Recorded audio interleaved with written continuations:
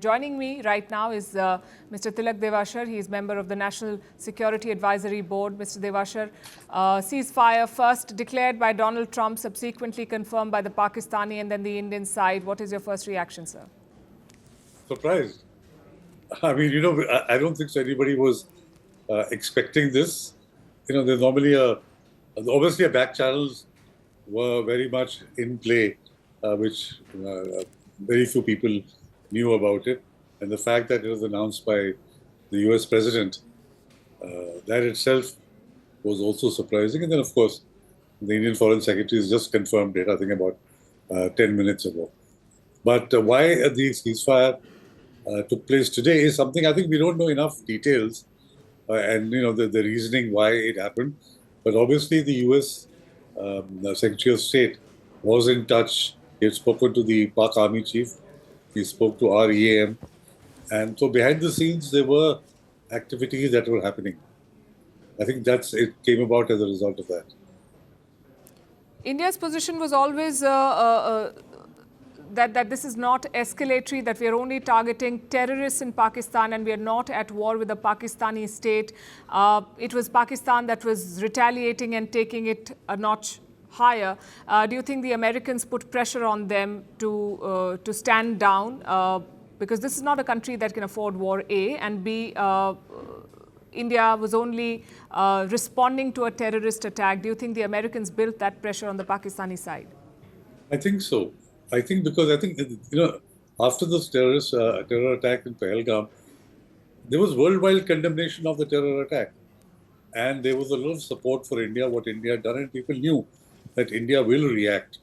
And our response, even which was made out, was measured and aimed only at the terror infrastructure, especially in Muridke and in Bahawalpur.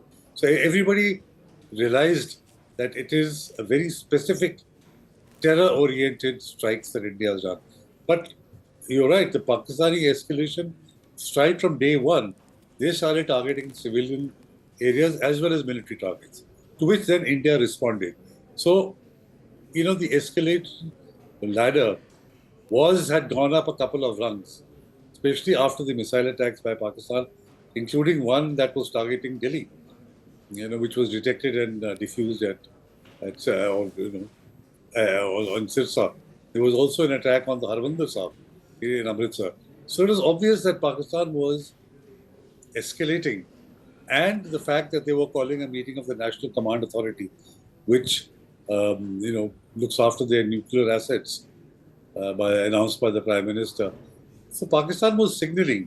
In fact, I think it was personally a cry of desperation, wanting the US or China or Saudi Arabia or somebody to come in, step in, and help them retrieve the situation, because I don't think so they have the wherewithal to fight for very long.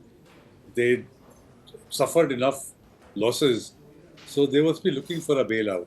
And the first opportunity that they got, that's why it was the Pakistani DGMO who called up this morning and asked for a ceasefire, which then must have led to further conversations in which the ceasefire was agreed. In the press briefing, the Indian side said yesterday that we've offered them an off-ramp and India has offered multiple opportunities for Pakistan to de-escalate. Mr. Devasher, what happens next? We're talking about a ceasefire in place, but this is Pakistan and it has a record of not respecting ceasefires. So what are the next steps that we should expect? The Foreign Secretary making clear that the DGMOs will speak again on the 12th of May, which is Monday. So what should we expect in the intervening period? You see, I think this is going to allow Pakistan time to regroup, count its losses, see where the deficiencies are, and try. And I am not convinced. I don't trust Pakistan. You can never be sure that they will keep their word. They will find some excuse to break the ceasefire at a time and place of their choosing where they feel that they have an advantage. They will certainly do that, at least try and do that. So we can't trust them. I think we need to verify each and every step or each and every word or sentence that they speak when the actual nitty-gritty of the ceasefire is worked out on the 12th. That's on the coming Monday, when the DGMOs meet again. So I won't trust Pakistan at all that they could break the ceasefire when they feel they are in an advantageous position. Today they are not. They have received a hit, especially on their air assets and the airfields. They will try and see how best they can retrieve the situation. And when they feel strong enough, you can be rest assured they'll be back. So what does it mean for India's military posture? Will we remain in this heightened state of readiness, or are we going to, I mean, in terms of logistics, in terms of the kind of deployments that we've seen, are we going to maintain that posture for the foreseeable future? If you, I don't think so that we really went into a war-like posture. Leave was not cancelled. You don't find troop movement towards the borders. It was more using drones and air assets. So I think that will continue, and that can be mobilized very quickly also. But the really important thing is what changed in the Indian doctrine, that we have announced that any act of terror would be treated as an act of war. Now that is a very important and a very significant statement that we have made, and I think Pakistan needs to take note of that, because any act of terror, as soon as you declare it as an act of war, it changes the equation, totally. So it's an additional to our war fighting doctrine. You recall that after Balakot, the foreign secretary had said that this was a preemptive strike, that we had got information that there was a concentration of terrorists who were going to attack India. So this was a preemptive attack. So now we have a doctrine of preemption. We also have a doctrine of any act of terror will be seen as an act of war. So I think even if there is a ceasefire, Pakistan will have to be extremely careful in future that it doesn't resort to its tricks again.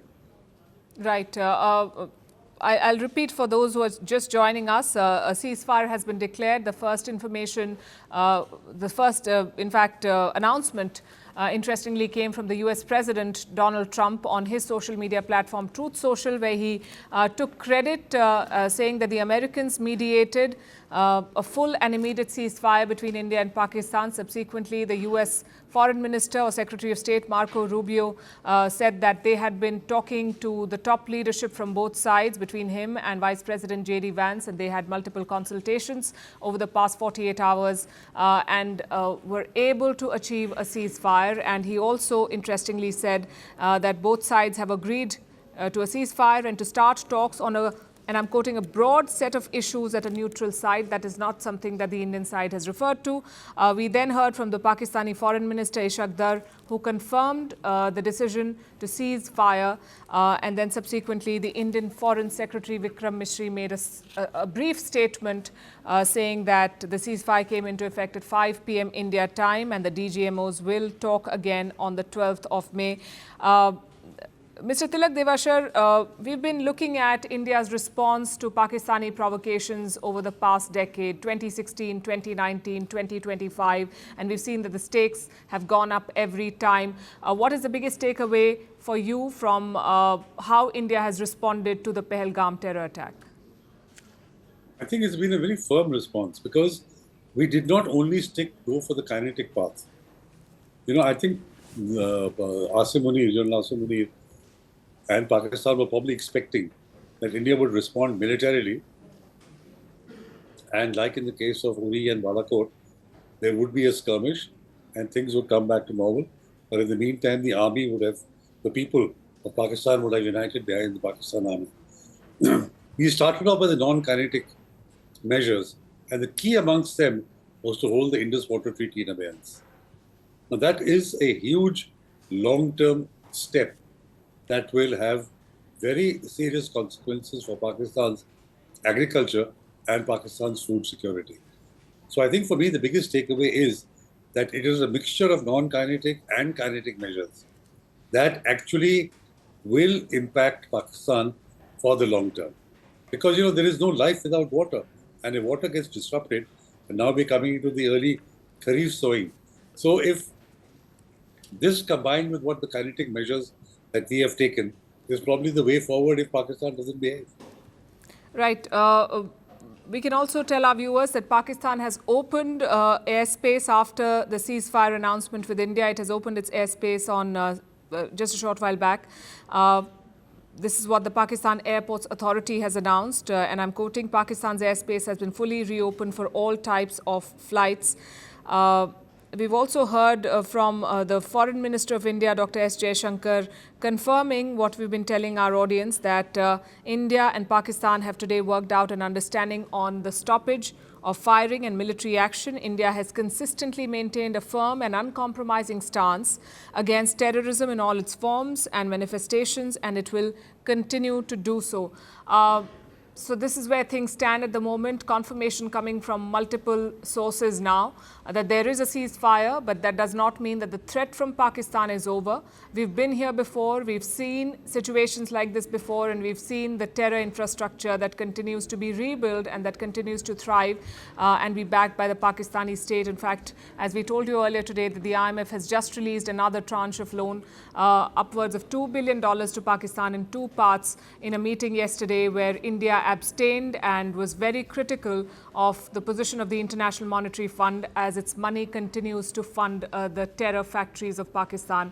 India abstained because voting no was not an option in that meeting, and that money is going to be cleared. Within hours of that, in fact, Pakistan launched its own military operation against India, complete with missiles that were fired as far away as Sirsa in Haryana, where we can tell you that debris was found. Mr. Tilak Devasher, would you say that we've established a higher level of deterrence after our response in this latest episode? Yes. You know, after Uri and especially after Balakot, we thought that we had established a level of deterrence that Pakistan would not repeat that. Obviously, the lessons had been forgotten. And under this new army chief, in fact, Pulwama took place when Asim Munir was DGISI, and now Pahalgam has taken place when he is the army chief. So the deterrence had obviously broken down because of Pahalgam. I think it's going to be re-established. It'll take some time for Pakistan to really figure out the consequences and work out the doctrine of what has happened, and what India has announced, that any act of terror will be seen as an act of war. Together with the non-kinetic measures, I think it's going to establish a new normal and a new level of deterrence in Indo-Pak relations.